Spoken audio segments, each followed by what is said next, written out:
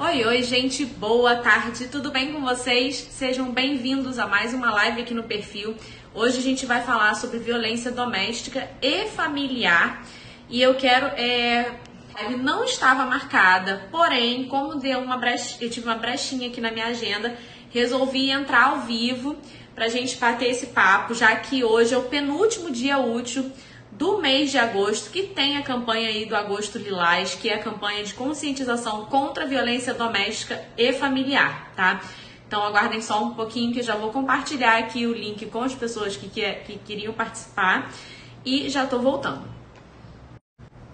Bom, já vou começar a pedir para vocês também, para quem já está aqui ao vivo, para não deixar de convidar aí as mulheres da sua rede, que são suas seguidoras, as mulheres que são aí da sua família, suas amigas, porque vai ter muito conteúdo importante. Eu vou falar aqui sobre a parte jurídica, sobre a violência doméstica e familiar. Geralmente eu trago a live desse tema sempre acompanhada de uma psicóloga, porém dessa vez não foi possível. E aí, pra gente não deixar passar a campanha do Agosto Lilás em branco, eu resolvi trazer assim de forma rápida e também surpresa, porque não deu pra marcar, pra vocês, pra gente não deixar de trazer esse tipo de conteúdo.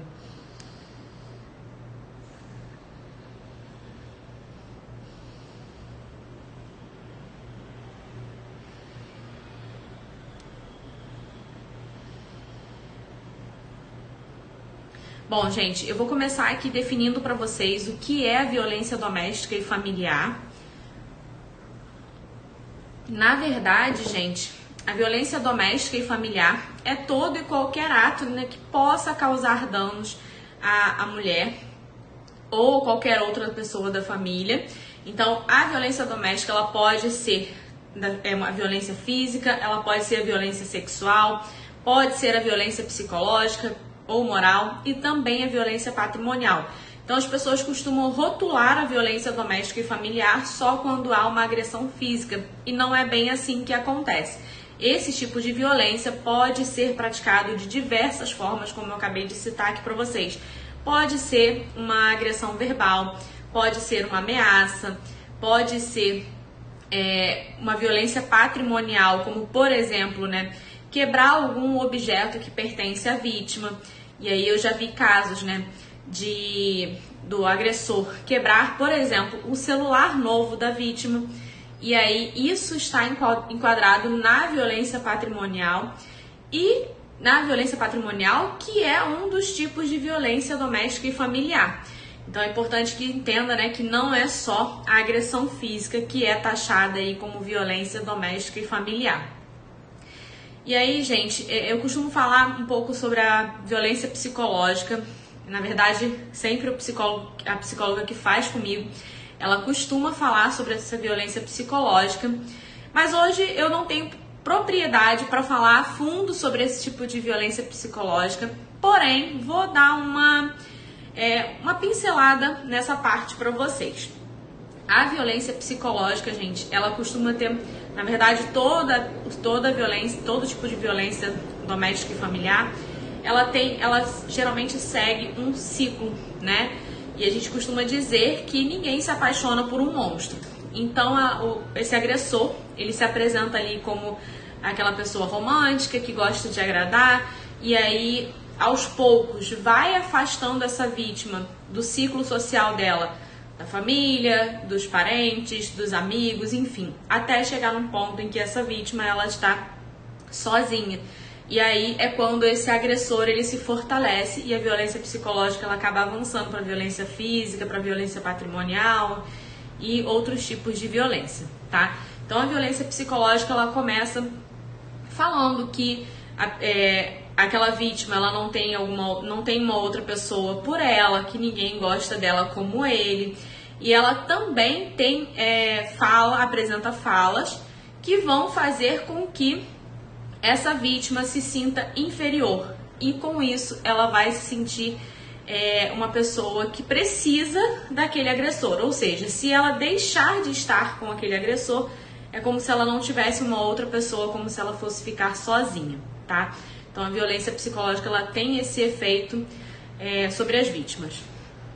E aí, já ia pincelar aqui para vocês o ciclo da relação abusiva, que é basicamente isso, né? Ninguém se apaixona por alguém agressivo, ninguém se apaixona por um agressor. Então começa como um relacionamento normal e aí aos poucos vai parecendo que que existe ali um ciúme normal, daqui a pouco esse ciúme passa a ser excessivo e até chegar na violência, seja ela de qual tipo for, tá? E aí eu quero falar aqui com vocês também sobre as penalidades para quem pratica violência doméstica e familiar. Primeira penalidade é a proibição de aproximação. Então o juiz, quando ele geralmente estipula ali uma distância que deve ser respeitada, ou seja, o agressor não pode se aproximar da vítima dentro daquele raio de distância. E essa distância vai variar caso a caso também, tá, gente? Proibição de frequentar residência, trabalho da vítima e culto religioso. Então, essa medida protetiva, ela vai abranger aí, vai proteger essa mulher nesses locais onde essa mulher costuma frequentar. Então, a residência dela, o trabalho dela, o local onde ela frequenta culto religioso, em todos esses lugares que ela estiver presente, esse agressor não pode se aproximar. Proibição de contato por qualquer meio de comunicação, exceto para tratar de assuntos relacionados aos filhos menores de idade. Então, esse agressor ele não pode fazer contato através de rede social, através de WhatsApp, telefone, enfim. Qualquer tipo de contato fica vedado por conta da medida protetiva. Uma exceção é quando a vítima e o agressor possuem filhos menores.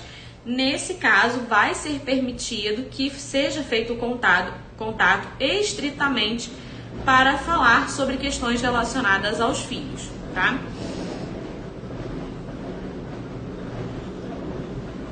E aí, gente, medida de trato respeitoso com a vítima também é uma penalidade, tá? Então, a sentença ali de medida protetiva, ela já vem especificando cada ponto desse que eu tô falando para vocês. E essa medida de trato respeitoso, se tiver que fazer algum tipo de contato com a vítima, esse agressor tem que tratar a vítima de forma respeitosa, certo? E se não cumprir, isso pode ser caracterizado sim como um descumprimento de medida protetiva. Afastamento do lar. Então, quando o casal ainda está junto, reside no mesmo local, no mesmo imóvel, o que acontece, né? Concede-se a medida protetiva, porém, se ele estiver no imóvel, há necessidade de que esse agressor seja afastado do lar. Então, o oficial de justiça intima esse agressor para que ele se retire do imóvel, ele tem que sair na presença do oficial de justiça ainda, e aí, dali em diante, mas o imóvel é do agressor. Ótimo, vai entrar com a ação de divórcio, vai fazer a partilha de bens na vara de família, e aí sim, se for o caso, ele retorna para o imóvel e ela sai. Porém, imediatamente, quando é concedida essa medida protetiva e o juiz estipula ali que o agressor deve ser afastado do lar, ele tem que sair, não tem uma outra opção, tá? E por último, prisão em caso de descumprimento de medida protetiva. Então, eu elenquei aqui para vocês todas as penalidades para quem pratica violência doméstica e familiar. E se qualquer dessas penalidades, qualquer dessas medidas forem descumpridas pelo agressor, vai caber aí a prisão pelo descumprimento da medida protetiva. E aí, gente, essa prisão geralmente ela ocorre quando há o descumprimento. Ela ocorre até que seja realizada uma audiência. E aí, na audiência, o juiz vai decidir se vai manter ou não esse agressor preso, tá? Então, é bem importante que os homens fiquem bem atentos quando há essa medida protetiva, porque o descumprimento pode sim gerar essa prisão pelo descumprimento de medida protetiva. E a gente tem algo a mais, né, que vem sendo aplicado hoje em dia também, que é a Patrulha Maria da Penha. Então, quando os juízes eles dão a medida protetiva, o que vem lá no final da sentença, em alguns casos, quando é solicitado, e quando o juiz ou o Ministério Público entende ser cabível, né, que a Patrulha Maria da Penha faça ronda no local onde a vítima reside. E isso é muito comum e funciona bastante também, tá, gente? Então é importante que as mulheres que têm medida protetiva, elas tenham o telefone da Patrulha Maria da Penha para que, em caso de qualquer emergência, elas possam fazer contato com a patrulha e eles possam ir até o local. Mas, de qualquer forma, é uma viatura da Polícia Militar que fica fazendo ronda próximo ao endereço da vítima. Então, qualquer movimento estranho que eles vejam, se o agressor estiver por perto, desrespeitando a medida protetiva, eles podem levar esse agressor preso pelo descumprimento da medida, tá? E aí, gente, eu conversei com vocês nos stories antes de ontem e ontem sobre a relação entre violência doméstica e familiar e a guarda compartilhada.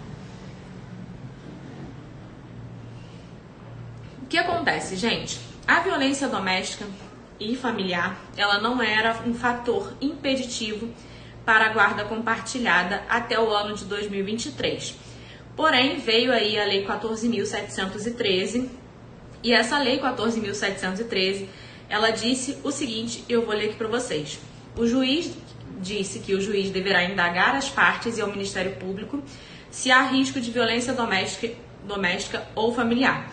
Então vamos supor aqui, tem um processo de guarda para tratar da guarda dos filhos menores de idade. Nesse processo de guarda, se lá atrás ou se está acontecendo violência doméstica ou familiar entre as partes envolvidas, é extremamente necessário que as partes levem ao conhecimento do juiz e do Ministério Público que houve essa incidência de violência doméstica e familiar. Além disso, quando não houver acordo entre a mãe e o pai quanto à guarda do filho, encontrando-se ambos os genitores aptos a exercer o poder familiar, será aplicada a guarda compartilhada. Então aqui eu vou citar para vocês alguns fatores que podem excluir essa aplicação da guarda compartilhada, que são: salvo se um dos genitores declarar ao magistrado, ao juiz, que não deseja a guarda da criança ou do adolescente, ou quando houver elementos que evidenciem a probabilidade de risco de violência doméstica ou familiar. Então, gente, com a implementação da Lei 14.713, entrou aí em vigor essa questão, essa relação, na verdade, da violência doméstica e familiar com a aplicação da guarda compartilhada. Então, hoje, a nossa regra com relação à guarda no nosso país é que a guarda será sempre compartilhada. E não confundam guarda compartilhada com guarda alternada. São coisas diferentes, tá, gente? A guarda compartilhada, ela nada mais é do que a coparentalidade, ou seja, ambos os genitores serem responsáveis pela criação e educação dos filhos. Então, vamos lá. É a regra, guarda compartilhada. Exceção, quando um dos genitores não estiver apto a exercer a guarda dos filhos ou quando houver o risco de incidência de violência doméstica ou familiar. Então, vamos lá. A partir do momento que essa lei foi sancionada, começaram a falar que quem tem medida protetiva não pode ter a guarda compartilhada, que isso é uma regra, e aí criou-se um terrorismo com relação a isso. E aí, essa semana, foi na terça-feira pela manhã, no programa Encontro com a Patrícia Poeta, uma advogada esteve lá para dar uma entrevista e falar sobre a questão do divórcio da possibilidade do divórcio extrajudicial. Até nos casos em que o casal tem filhos menores de idade, o que não era possível, passou a ser. Porém, gente, o que acontece? No final da entrevista, ela falou que ela fez um adendo, né? Na verdade, nem era o tema da entrevista dela, porém ela quis citar e aí acabou acabou se complicando. Porque ela disse na entrevista que quando há violência doméstica e familiar, ou seja, quando o pai agride a mãe, não vai ter o direito de ter a guarda compartilhada dos filhos. E aí, gente, no mesmo dia, eu compartilhei com vocês esse trecho da entrevista dela lá nos stories. E aí depois fiz uma reflexão, trouxe a informação verdadeira, porque não é bem assim que funciona. Na verdade, quando se fala aqui em risco de violência doméstica ou familiar, esse risco é para a criança ou para o adolescente. Então, nos casos em que há medida protetiva, pode sim ser implementada a guarda compartilhada. E na maioria dos casos, como que isso funciona? Porque é uma dúvida da maioria das pessoas. A vítima vai ter que ter contato com o agressor o tempo todo para que seja possível estabelecer a guarda compartilhada? Nem sempre, tá, gente? Para que você pode estabelecer ali a guarda compartilhada e, ao mesmo tempo, o juiz e as partes podem eleger uma terceira pessoa, pode ser um parente, um amigo próximo, uma terceira pessoa de confiança de ambos os genitores para realizar essa intermediação da relação parental. Então, com isso, se tira ali a necessidade de contato o tempo todo entre vítima e agressor e se torna possível a implementação da guarda compartilhada. Inclusive, ontem fiz algumas reflexões nos stories com relação a isso e hoje eu assisti o podcast do professor Conrado Paulino, inclusive é meu professor da pós-graduação. Ele fala exatamente sobre isso. As pessoas estão querendo punir as crianças por um tipo de violência que não tem nada a ver com elas, né? E com isso acabam que estão praticando um outro tipo de violência, porque é uma violência contra a criança, contra o adolescente, ter esse direito ali da coparentalidade entre os seus genitores vedado por uma questão que não diz respeito a ela, certo? Então, em alguns casos é sim impossível estabelecer a guarda compartilhada, mas em outros casos é possível sim, e isso deve ser analisado caso a caso, como tudo no direito de família. Não adianta a gente pegar e querer aplicar uma regra que foi aplicada para um processo em todos os outros semelhantes, porque na verdade são só semelhantes, mas não são totalmente iguais. Cada família é uma família, cada família tem um comportamento, tem uma dinâmica, cada história de processo de violência doméstica, de medida protetiva, é uma história diferente. Então, às vezes, a vítima tem uma medida protetiva e, na verdade, a violência nem aconteceu, porque existem muitos casos assim. Então, cada caso deve ser analisado como um caso específico, de acordo com as suas particularidades, com a sua individualidade, tá? Então, gente, era basicamente esse o recado que eu queria trazer aqui pra vocês. Eu sei que esse horário é muito ruim, porque o pessoal tá trabalhando, mas foi o horário que foi possível vir aqui conversar com vocês sobre esse assunto. Vou deixar essa live salva tanto no perfil aqui do Instagram, como lá no canal do YouTube. E aí tem algumas pessoas que preferem assistir pelo YouTube, porque você consegue pausar, você consegue acelerar, enfim. Eu já fiz bem acelerado, né, gente? Acho que eu não levei nem 20 minutos para concluir essa live, mas o que acontece? Eu entendo a correria do dia a dia de todo mundo e às vezes fica mais fácil assistir lá pela outra rede social. Então vai ficar disponível para vocês tanto aqui como lá no YouTube para que vocês possam assistir, né? E aí vou deixar lá nos stories também para quem não pode assistir, para ficar ciente de que a live ficou salva. E sugiro, né, que vocês encaminhem essa live depois que ela ficar salva lá no perfil para as suas amigas, para as mulheres da sua família, porque são informações importantíssimas, tá? E aí, gente, só pra gente finalizar, porque eu já estava esquecendo, tem uma informação muito importante que é sobre como denunciar a violência doméstica. Então, a gente tem alguns canais aí para realizar esse tipo de denúncia. O primeiro é o Disque 180, que é o Disque Mulher, que inclusive oferece abrigamento. Funciona 100%, Ana Paula? Nem sempre, tá? Então, assim, a mulher tem que saber mesmo quais são os direitos dela para correr atrás do que ela realmente tem direito, tá? DEAN, Delegacia da Mulher. Então, aconteceu a violência, se possível, se a mulher tiver essa possibilidade, ela pode, de forma imediata, procurar a Delegacia da Mulher. Aqui em Nova Iguaçu é a 52DP, que fica próxima à rodoviária. Tem uma campanha, gente, de fazer um X vermelho na palma da mão e mostrar para um funcionário de uma drogaria. E aí você pode estar ali.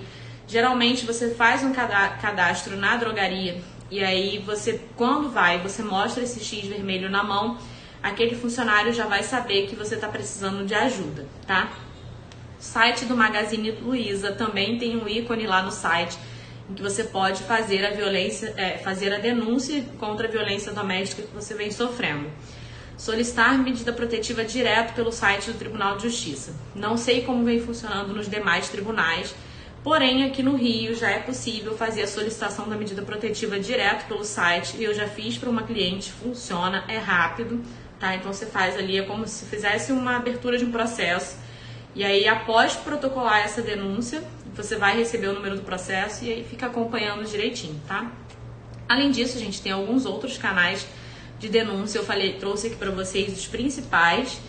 E pra gente finalizar, quero ler um texto aqui pra vocês de uma série bem bacana que eu assisti. E aí depois eu peguei esse trecho e já deixei salvo aqui junto com o conteúdo da live de violência doméstica, porque eu acho bem interessante. Então prestem atenção.